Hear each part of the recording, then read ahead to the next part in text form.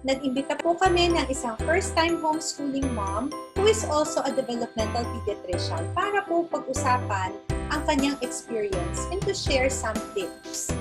And pag-usapan din ang homeschooling and child development.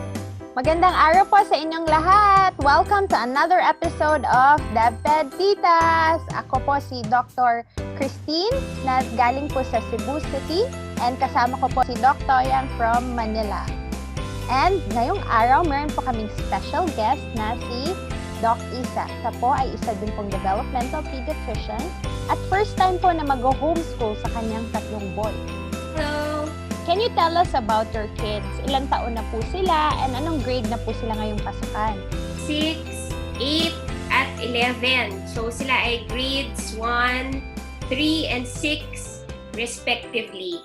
So prior to the pandemic, they were all enrolled in a traditional all-boys school. And we were actually really happy there. Now, the religious and educational philosophy of their school were really in keeping with ours. When we discussed with some friends and close family members, ang reaction nila, serious kayo? Remember, 3 boys yan.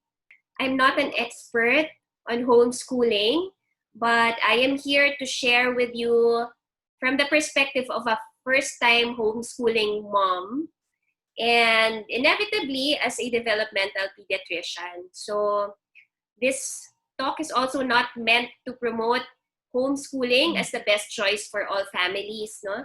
A lot of the children, if not all children, are studying from their homes. So the term homeschooling might be used more loosely by many. So yung iba, halimbawa, sinasabi nila homeschooling sila kasi nag-aaral nasa bahay. There's a difference. Homeschooling is more than just studying from home. It's a progressive movement that started in the 70s wherein parents educate their children at home instead of sending them to a traditional school. So, ang pinakamalaking difference dito, kung sino yung nagfa-facilitate, kung sino yung responsible for their children's education. In the case of homeschooling, parents ang may responsibility at nagiging facilitators sa pagtuturo sa pag-aaral ng mga anak nila. Whereas, yung nangyayari sa karamihan ng schools ngayon na distant or online schooling, teachers pa rin ang responsible at nagfa-facilitate ng teaching sa mga bata. Although, dahil kailangan ng technology, yung mga parents may role pa rin sila na maging manager. Una ng technology, syempre yung pag-manage din ng time, tsaka pag-manage ng schoolwork since may iba't ibang degree naman ng collaboration between the school and the family kapag online yung program. Doc Isa, paano kayo nagsimula sa homeschooling? Sa Philippines, actually merong 2 options na acceptable para sa Department of Education. So yung isang option is to be an independent homeschooler. Hindi ka naka-enroll sa isang school. Yung pangalawang option, pwedeng enrolled ka sa isang DepEd accredited homeschool provider.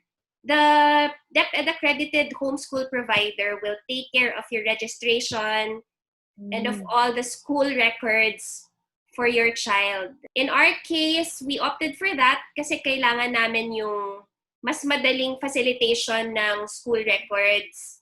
We also look for a school that has a good family support system, offers parent education, provider which can offer resources to families at this time. Nung una, syempre merong period na parang nasa suspended disbelief ka na talaga bang hindi tayo mag-e-enroll, lalo na yung palapit na ng palapit yung enrollment sa dati nilang school. Tapos, syempre, tumatawag-tawag din sila. Hanggang sa yung lumagpas na yung enrollment, tumatawag pa rin yung school. No? They're very supportive naman. Naging stronger yung resolve and finally, nag-enroll. So, yung unang step is looking up for the homeschool provider. So I already discussed kung ano yung dalawang options dito sa Philippines, and we opted for the DepEd accredited homeschool provider. For the reasons that the one we chose has a good family support, they offer parent training, and I also opted for one wherein we have the option of customizing the curriculum to fit our needs. So yun yung first, so choosing the school. Number 2, after enrolling, we set up our space, we completed our materials, and we started to create our school calendar. Ano po yung mga kailangan po para makapag-homeschool? Sa palagay ko, ang pinaka-importante, kasiguraduhan ng parents tungkol sa decision nila. And syempre, kailangan din ng commitment and firm resolve to make it work. Parang marriage. Definitely, it's not a walk in the park. Hindi siya parang love story na all sweet and all ideal na we're going to homeschool, we're going to be so happy, we're going to be so close to the kids. On a normal day, there are a lot of ups and downs. So just like in marriage, it takes a lot of effort and investment in terms of one's time to make it a good one. Number 2, for younger kids, like in my case, I have a grade 1 boy. He really needs a warm body teacher pa. So when I say warm body, ibig sabihin yung kadikit, katabi mo talaga.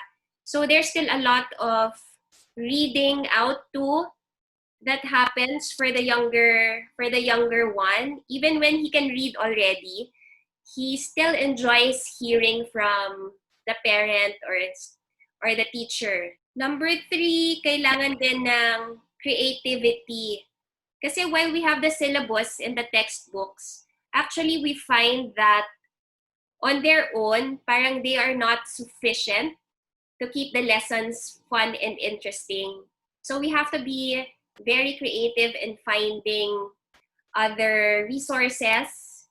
And luckily, there are a lot of resources available to us now online. So for example, we go to established resources like Khan Academy. They also enjoy watching videos from TED-Ed. I get worksheets and lesson plans from websites like education.com to supplement the lessons from the textbook.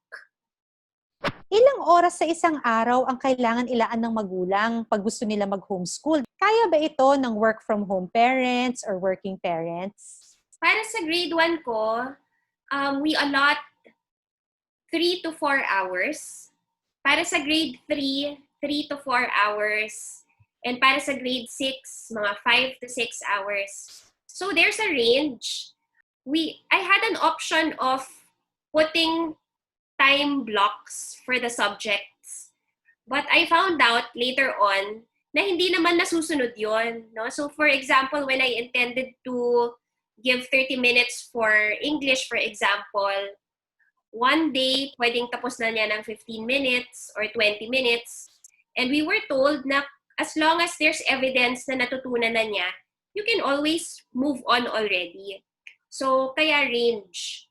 If I start at 8, for example, yung grade 6 ko, matatapos na kami ng 2 p.m. So, isa sa mga naging advantage ng homeschooling sa amin, lalo na at working ako, is yung flexibility. We can actually adjust our schedule kapag halimbawang wala ako or wala yung daddy nila. Minsan, ina-adjust ko yung activities. If the two of us are not around, I might give them activities that they can do on their own. And ipagpapabukas ko na lang yung mga kailangan ng mas direct na supervision. Malaking advantage yung ganong flexibility sa ganitong setup. What is your typical routine or day like? We actually start our day with sleep. So when I say we start our day with sleep, it means it's the most important part of the day kasi we find that if they don't get 10 hours of sleep, it somehow affects their behavior the following day. So we make sure that they are asleep by 8 p.m. Most days, nagigising sila ng mas maaga sa amin kasi mas maaga sila natulog. Tapos nagpupuyat pa kami to finish our work and to prepare for the next school day. Pagising, around 7, they do exercise with their dad every day. So they might do a 15-minute cardio or HIIT workout with him. We have our homeschool prayer that we made for our homeschool. They will then look at their to-do list. So I use the Evernote app to give them the list of things they have to do for the day. So they are able to tick off the tasks that are done. And the list also has the links to the supplemental online resources. Yung grade 6 na tatapos ng 2 p.m., the other two, before lunch, they are left to have the rest of the day for rest or leisure and play. We still follow the no gadget rule during the weekdays, movie nights on Fridays, and they get to play their video games in the weekends. It's also very important to give the homeschool an identity. Ginawa namin ng pangalan, meron kaming mission, vision, tapos we made our homeschool rules based on our values. Kung nais po ninyong i-download ang homeschool vision, mission, and values ni Doc Isa and ang kanilang homeschool prayer, punta po kayo sa aming website, devpedtitas.com. So, Doc Isa, kumusta ang naging effect ng homeschooling sa inyong pamilya? Pinakamalaking epekto dahil pareho kaming working at madami pang kailangan gawin pagtulog na sila. Ang pinaka-immediate effect sa aming mag-asawa, mas puyat kami ngayon. No? But that's not just because of homeschooling, but among other things, ang daming ibang kailangan gawin. So yun yung pinaka-immediate. Getting to know them more intimately, I think what makes them tick, ano yung talagang weaknesses and strengths and their interests. They are able to ask us funny, very interesting, and sometimes profound questions na feeling ko hindi nila magagawang tanungin sa teacher nila. Pero to be honest, there are days na, especially kapag pagod na pagod ka na, may pagdududa rin. Dumadating din yung araw na, did I make the right decision? Did we make the best decision for the kids, for our family? And we hold on to the promise that this will be worth it because we will make it work. Doc Isa, ano po yung palagay niyong effect ng homeschooling sa child development? Or can you give us tips how to promote child development while homeschooling? For homeschooling kids, as with all kids in general, very important yung pag-establish ng routine. So there has to be a sense of predictability for them. They get a sense of control and they feel secure. It's also important to employ positive parenting strategies and to be nurturing. Children need to be truly connected to their parents so that they will listen and they will obey. Otherwise, conflicts can arise, especially if parents choose to employ punitive measures. So very important na loving and nurturing yung environment sa school. Parents should remember that they are parents first. They are parents primarily, not just teachers. Another very common concern of parents who think about homeschooling is the question about social skills. So yung iba iniisip nila, paano na ang social skills kapag homeschooling? Although it may be easier for children to have access to peers in a brick and mortar school, the homeschooling parents will just have to create other opportunities for their children to have social interaction. So it is possible, for example, for them to join extracurricular activities, or may mga ibang school na meron silang programs and strategies for this. For example, may mga meetups for homeschooling groups or merong mga common na classes. Doon sila nakakapag-hone ng social skills. Talagang nagiging creative ang mga parents kung paano nila nade-develop ang social skills ng kanilang mga anak sa panahon na ito. Doc Isa, meron na ba kayong mga future plans? Kung in the future, babalik ba kayo sa traditional school? Itutuloy nyo ba ang homeschooling? Nakapag-decide na ba kayo? We really went to homeschooling this year as a stopgap measure. We see this more as a temporary setup than a long-term plan.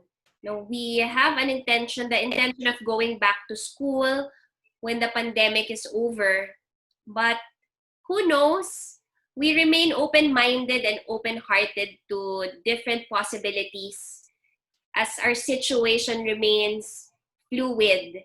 Natutunan ko personally during this pandemic is to be more flexible, to learn to adapt, and even evolve. Hindi ba sila may hirapan bumalik sa school kung kunyari nakapag-homeschool na this year? Honestly, it's hard to say kasi lahat naman ng mga bata sa ngayon ay may pagdadaan ng adjustment pagbalik sa school. Dahil sila din nasa kanya-kanya ding bahay. But in terms of academics, we make sure to be at par sa academic na coverage. I've tried to customize also the curriculum na hindi malalayo doon sa school na babalikan nila. Hopefully, hindi naman maging problema ang pagbalik. In fact, sabi nga ng panganay ko, it might be a way for him to be more advanced in some subjects. Importante yung pagkuha ng consent ng mga bata. Importante na naintindihan nila yung decision namin at pumayag sila. Kinukwento mo, di ba, na na-excite yung mga bata nung sinabi mo sa kanila na mag-homeschool? Oo. Ano po yung huling mensahe na gusto nyo pong sabihin sa mga mommies na nag-homeschooling, like tips, ideas, or recommendations for them? You don't have to be a teacher to homeschool your children. Ito yung isa sa mga pinaka-common na reason ng mga parents sa hindi pagtuloy, no? So even when they consider homeschooling or they finally have that time and even find the desire to do it, karamihan pa rin nagsasabi na, but I'm not a good teacher, I do not know how to teach this subject, I am bad at math or whatever subject. So you do not have to be an expert, although it will help. You do not have to be an expert in the subject matters that you have to teach your child. So luckily, we live at a time na madami na ring resources available to us, including online resources. So meron ding mga homeschoolers who take some subjects online. That's possible. And then finally, there is no best school for everyone. It is really a matter of knowing your family, examining your values and priorities, and finding the best fit for you. I don't go about convincing others to shift to homeschooling. So definitely, iba-iba ang best fit para sa bawat pamilya. But I'm definitely for making informed choices for the children's education. More than academic learning, equally important yung pagpapahalaga sa mental health ng mga bata. No? So very important to look at their adversity quotient, their emotional quotient or EQ kung tawagin. No? And always, at this time, prioritize yung magandang relationship within the family and of course, yung safety during this pandemic. Doc Isa, ano po bang ibig sabihin ng adversity quotient? Parang bago po yan sa pandinig ng karamihan. Oo, kasi tayong lahat ay familiar sa IQ, yung intelligence, yung EQ, yung emotional intelligence. Pero meron pa palang isang equally important na intelligence, yung tinatawag na adversity quotient. So kasama dito yung resilience at perseverance. Yung kahit na nahihirapan ka, magpupursige ka pa rin. Yung sinasabi nga nila na kapag nagkaroon ng pagkakamali, maiwawasto, you learn from your mistakes, and you carry on. Dadagdag ko lang, based sa research ng Harvard University, ano ang one single factor na pinaka-important in developing resilience in children? It's a secure, stable relationship with a loving adult. Tayo po yun bilang mga magulang. Mahalaga ang role natin for building resilience in our children. Regardless kung ano yung method na pinili ng pamilya for schooling this year, mahalaga, we have to create connections with our children, take care of their mental health, and also our self-care as parents. Naku, Doc Isa, sobrang thank you po sa pagpapaunlak sa aming invitasyon. Alam po namin kung gaano po kayo ka-busy. So we are so privileged na nandito po kayo today. Marami po talaga kaming natutunan. Thank you for joining us for another episode of DevPed Titas. Please like, subscribe, and push on our notification button para ma-update po kayo sa mga videos na ipapalabas pa po namin. Bye-bye! Salamat din. Bye-bye!